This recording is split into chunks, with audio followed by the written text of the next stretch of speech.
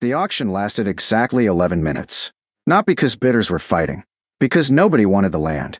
Parcel 17, 63 acres, abandoned for nearly 40 years. The auctioneer read from the file. Former pasture. Heavy brush. No structures.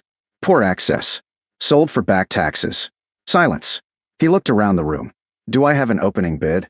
Nothing. A minute passed. Someone coughed. Another person quietly laughed. The auctioneer sighed. Any bid? Margaret Hale raised her hand. I'll take it. Several heads turned. The auctioneer blinked. Opening bid accepted. No one countered. 3 taps of the gavel later. The land was hers. Outside the courthouse, Dale Harper caught up with her.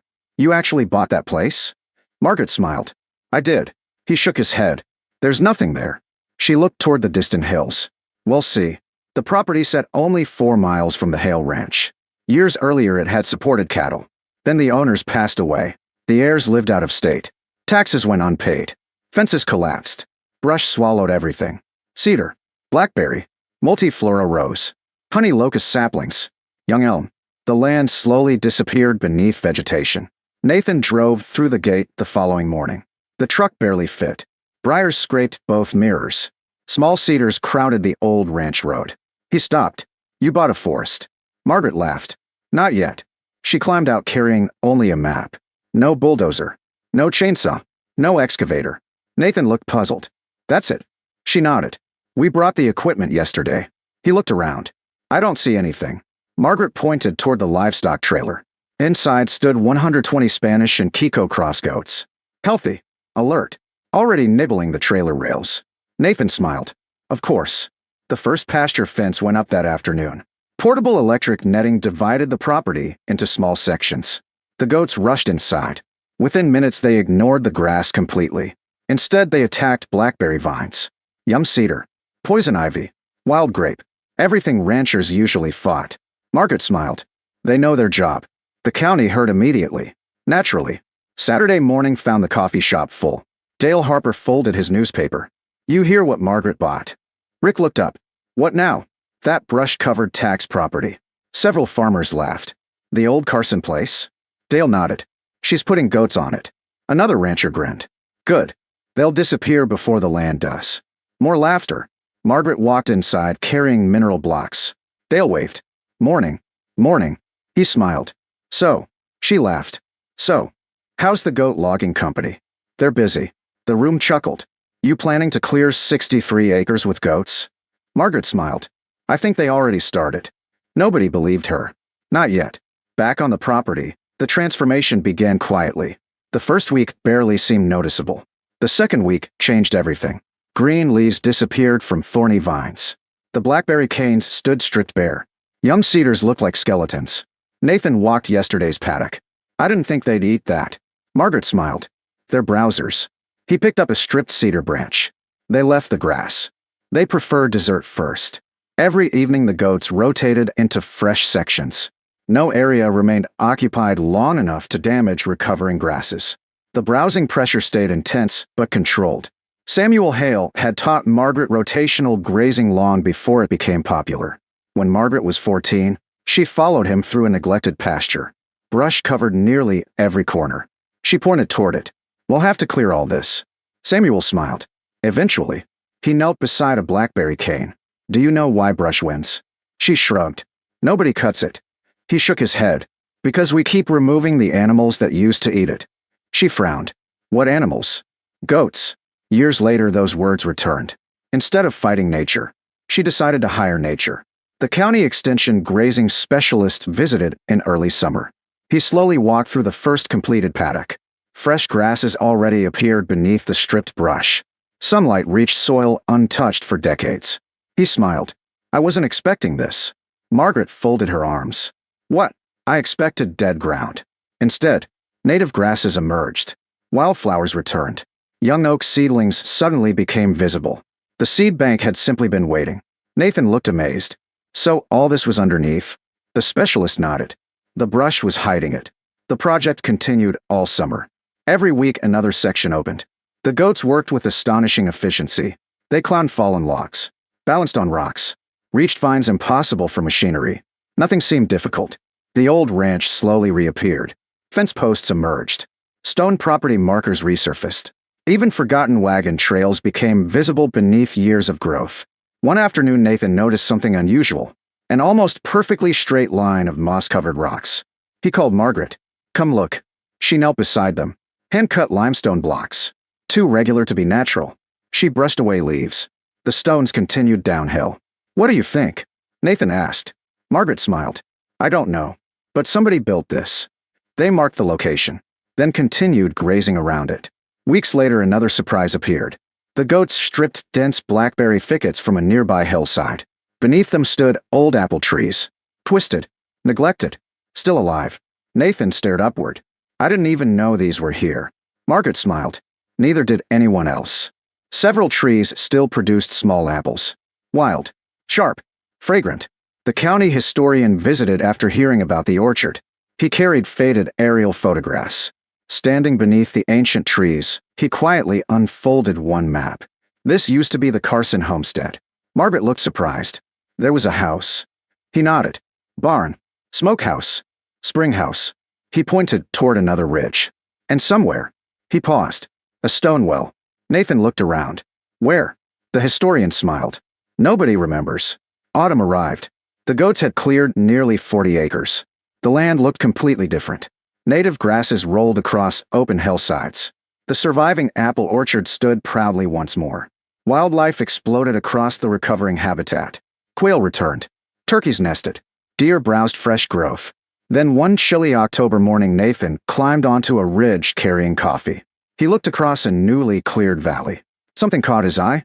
Not grass. Not trees. A perfect circle. Gray stone. Barely visible beneath the remaining briars. He hurried downhill. "Margaret." She reached him minutes later. He pointed toward the circle.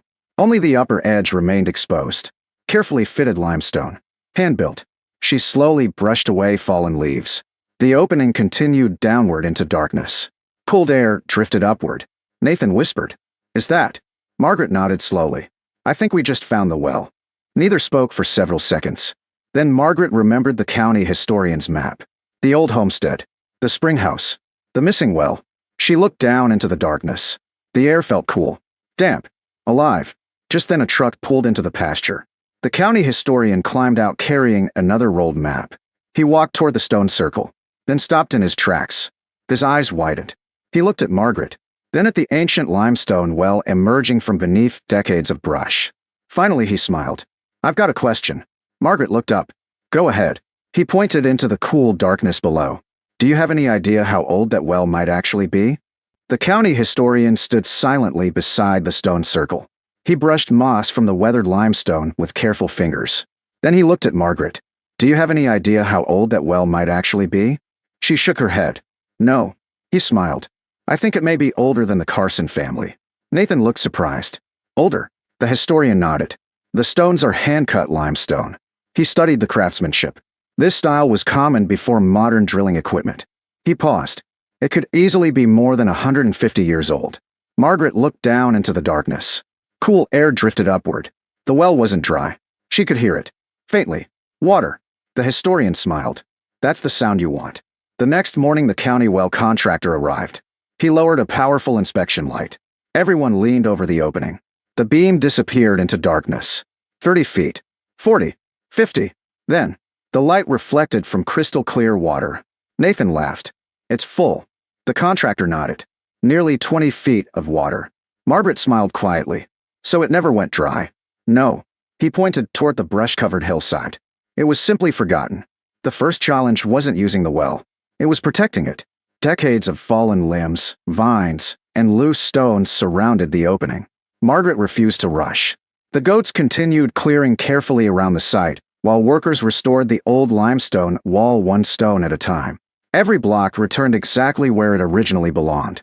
The county historian visited almost every weekend. One afternoon he unfolded another faded map. "I found something." Margaret looked over. "What?" This wasn't only a well. He pointed towards several hand-drawn structures. "There was once a springhouse here." Nathan looked around. "Where?" The historian smiled. "Probably under another 40 years of brush." The goats continued moving slowly across the hillside. Every rotation uncovered another surprise. An old split-rail fence. Stone foundation blocks. rusted wagon hardware, pieces of hand-forged hinges. The land wasn't revealing treasure. It was revealing history. Late spring brought another discovery. Nathan noticed unusually lush grass growing downhill from the restored well. Even after several rainless weeks, the strip remained green. He called Margaret. "Look at this." She knelt beside the grass. The soil felt cool, almost damp. She followed the narrow green ribbon downhill. Nearly 300 yards later, it disappeared beneath another blackberry thicket. The goats reached that section the following week. Within days, the brush vanished. Underneath lay a shallow stone-lined channel. The county historian laughed when he saw it. "There it is." "What?"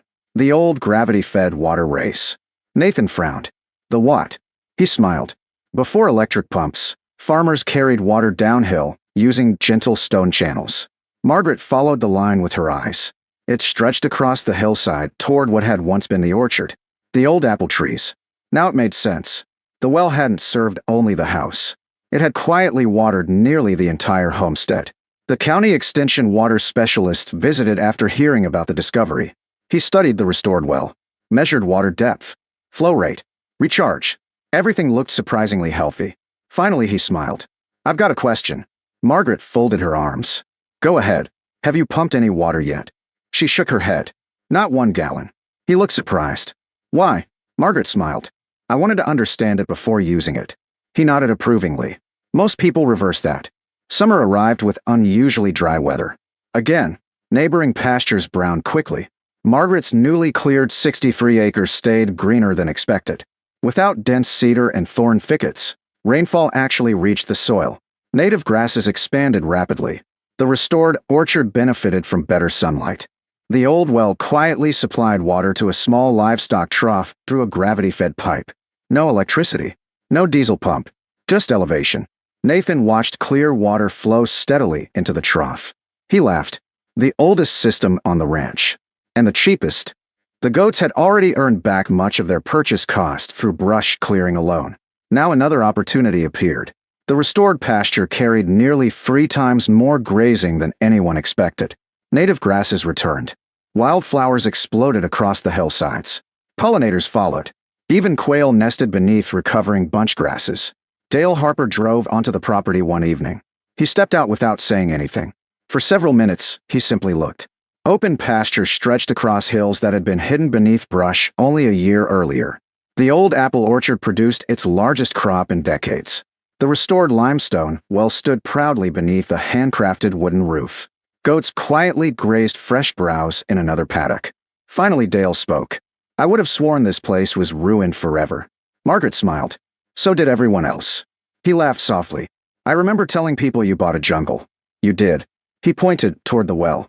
"I never imagined this was underneath." Margaret looked across the land. "Neither did I." The County Conservation District organized a field day that autumn. More than 200 landowners attended. Some came to study rotational goat grazing. Others came to see the restored homestead. Most simply wanted to understand how abandoned land had recovered so quickly. Margaret led the tour herself.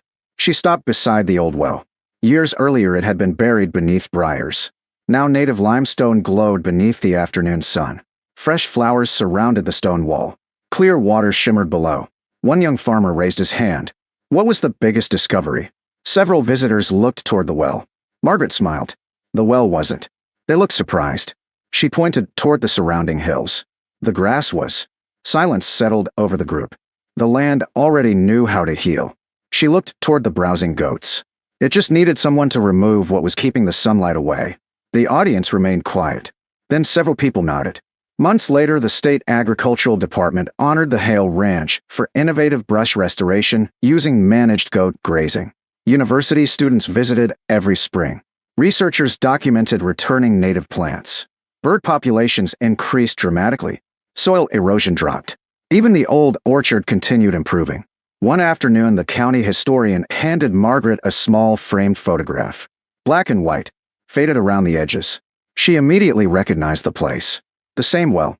Only the photograph showed children filling wooden buckets beside it more than a century earlier. On the back, someone had written, "Carson Well, summer of 1894. Margaret quietly placed the photograph inside the restored spring house. It belonged there. Not because it increased the property's value. Because it completed its story. One cool autumn evening, she stood beside the well as the goats grazed peacefully across the recovering hillsides. She remembered auction day, the laughter, the empty bidding room. Everyone saw 63 brush-covered acres that nobody wanted. They saw thorns, cedars, blackberries, neglect. Margaret saw sunlight waiting to reach the ground again.